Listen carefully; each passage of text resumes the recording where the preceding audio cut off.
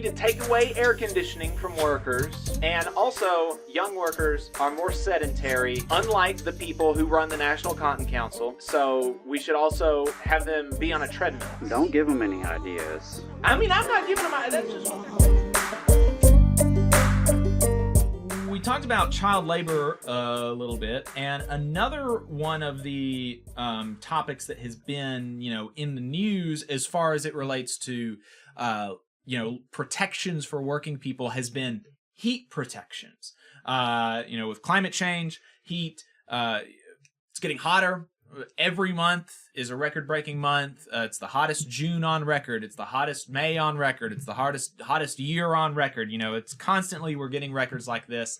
And so... Which, by the way, that's not good. Yeah, not good. Not good that's happening. Yeah, not the kind of records you want to break. And also, I think I'm not, I don't know. I'm not a climate science guy. I don't really follow this kind of stuff, but I think I remember seeing that not only is the average temperature is increasing, but also the extremes are increasing, right? So you're getting hotter hot day. It's not just that every single day is 1 degree hotter than it was 100 years ago. It's like you're getting days that are hotter than you've ever seen more often, right? Mm-hmm. More often we're seeing 110-degree days in Texas than we did. And also we're more often seeing, negative 20-degree days in Texas than we used to see. I think. I don't know. Fact check it. Yeah, well, it's very true that, what used to be a storm of the century or a storm of the decade is now well, hell, we've had 3 this spring. Right. It's those sorts of things where extreme weather is much more common. You're right. The extremes are more common. So when, you're breaking these record highs more frequently, and all of that affects folks who work outside, who work in the heat, and a lot of people deal with the elements in their job, right. in various ways, right? So many folks, from delivery drivers to farm workers, to folks who are outdoors just for whatever job they do in the service industry or as a mechanic or anything. This heat can be deadly, and it does kill workers in this country every single year. Mm-hmm. And so, one of the things that workers have tried to do, and Adam, could you bring your microphone closer to you, maybe, and then we can turn your mic back down, because I think you were coming in a little low, but now we're getting a worse echo again. So we're gonna have to do some technical rejiggering stuff after the show. But so the one of the things that workers have been trying to do in different communities has been to, you mentioned responsible bidder ordinances, to try to just generally make sure that workers have, the employers are being better and that is rewarded in the bidding process. Another thing has been heat protection ordinances.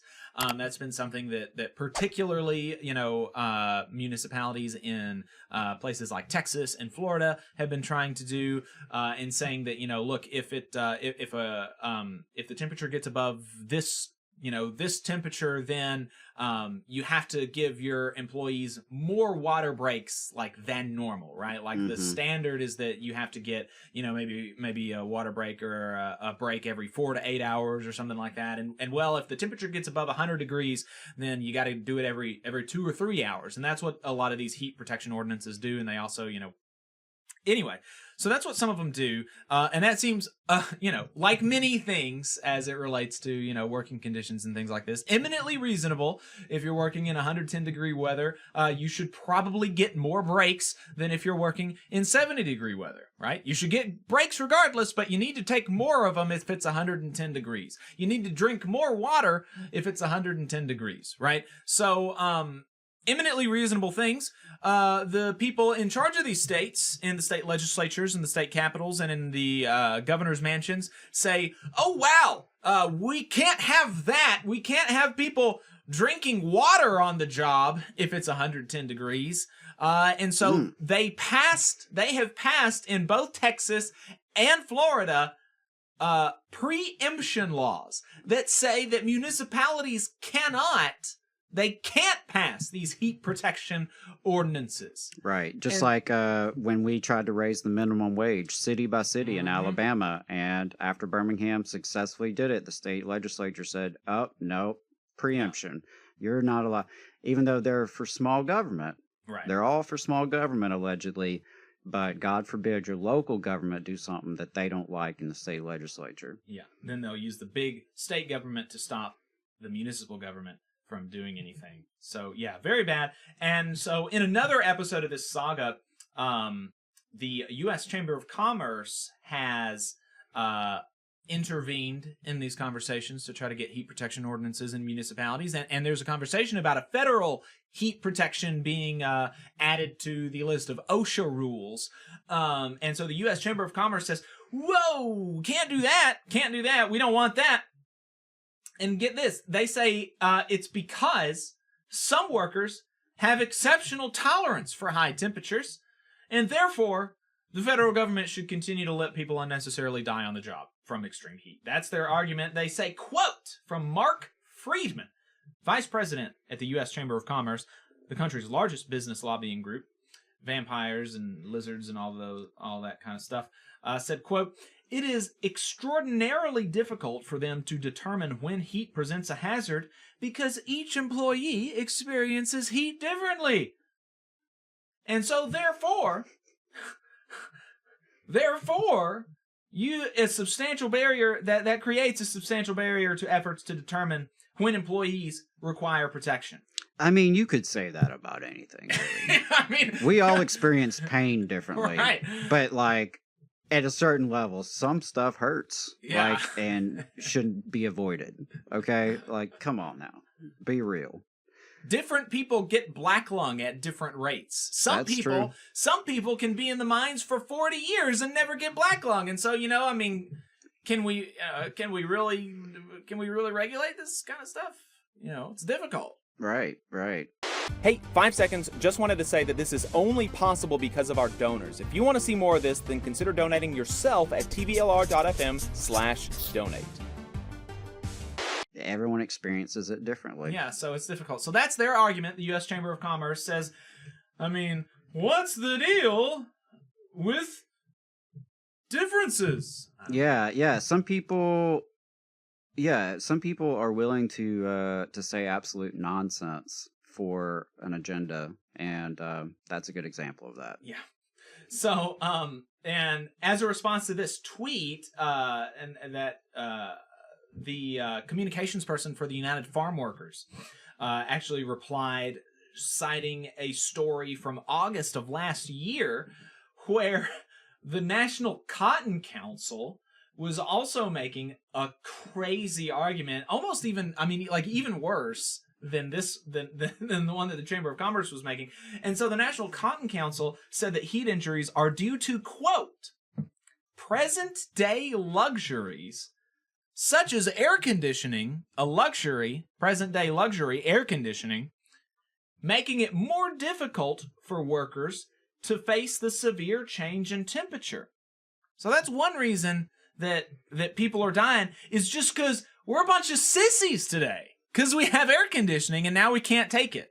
And so I guess the National Cotton Council, the implication there is that we should take away air conditioning from farm workers, right? I mean, what else could you draw from that? Right. Yeah. That's the problem, is folks got it so good these days. If they lived outside, right, they'd be used to being outside, and it wouldn't bother them as much, is what it sounds like to me. That's what it sounds like. It's pretty gross. Another one that they said is younger workers are used to a more sedentary lifestyle. Now, I just wonder about the folks who run the National Cotton Council. What kind of lifestyle do they have? And you don't think that what kind of present-day luxuries might they enjoy? You don't think that the people at the National Cotton Council are also picking cotton? Yeah, I'm skeptical. I'm a little skeptical. I think they may enjoy present-day luxuries beyond even air conditioning and roofs. Yeah, and water. They probably enjoy a lot of luxuries, if I had to guess, including whatever corporate hack wrote this statement for them. Yeah. Yeah. So yeah, that's kind of crazy. So anyway, the bosses, that's the new position of the bosses is that people are different, so we can't really have regulations because people are different. Also, we need to take away air conditioning from workers. We need to have them live outside so that they're used to being outside. And also, young workers are more sedentary, unlike the people who run the National Cotton Council. And so we should also, in addition to making them live outside without air conditioning, we should have them be on a treadmill for like 3 hours a day. Don't give them any ideas. I mean, I'm not giving them. That's just what they're saying. That's just the implication of the. Yeah. So yeah, there we go. Crazy stuff. I mean, it's wild the things that the bosses will say. But they're saying it. So I want to make sure that you know that they're saying it. Yeah, and it's very frustrating to see state politicians intervene, like use the force of the state to go against their own local governments to prevent workers from taking water breaks.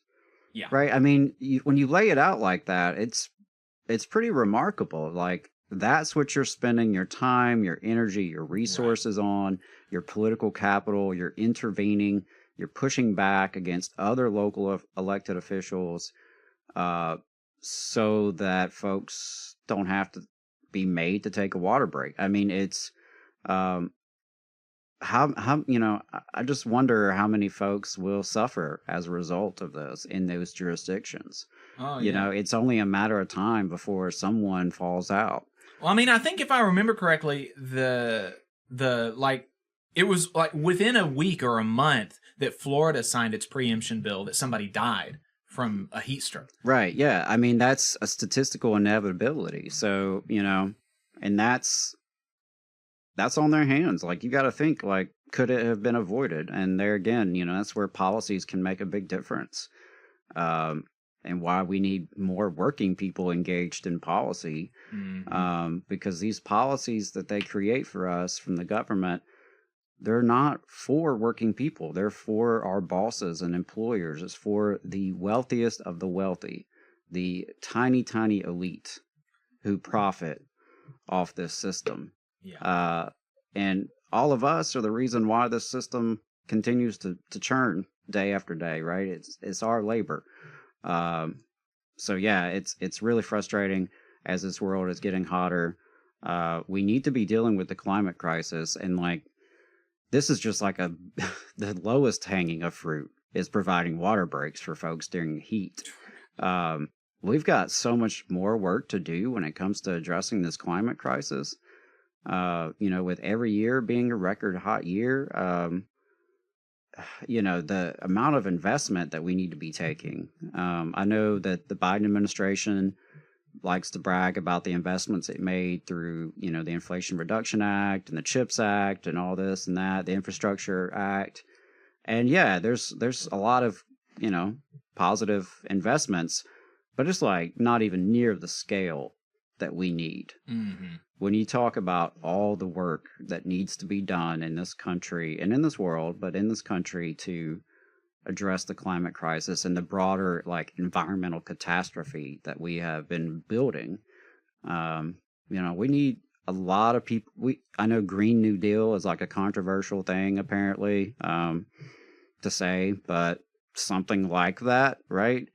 Where we have a massive expansion of the public sector. We put a lot of people to work, doing a lot of good work that's important to our infrastructure and our environment, right? People putting solar panels on top of buildings, people planting trees, people fighting forest fires, people upgrading our electrical grid, people expanding public transportation. We need all that kind of stuff happening. But yeah, we also need heat breaks. We also need those. Yeah.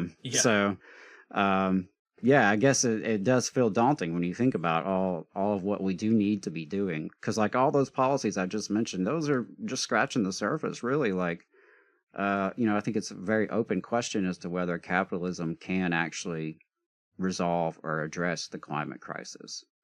I certainly have my thoughts about it, but just as a very like immediate, like what should we be doing now? Even the United Nations and pretty mainstream organizations have been pretty clear we should be disinvesting from fossil fuels like now, like ASAP, no more. So yeah, Right. a lot of work to be done. All that because some jerk politicians don't want to let us have heat breaks. Yeah. You just saw a clip from the Valley Labor Report. We are live every Saturday morning from 9:30 a.m. till 12:30 p.m. And we pride ourselves on keeping all of our content free to everybody so that we can talk to as many working folks as possible. If you support the work that we're doing, you think that it's important, you think that it's good, then consider making a monthly contribution to the project, and you can do that on our website, tvlr.fm.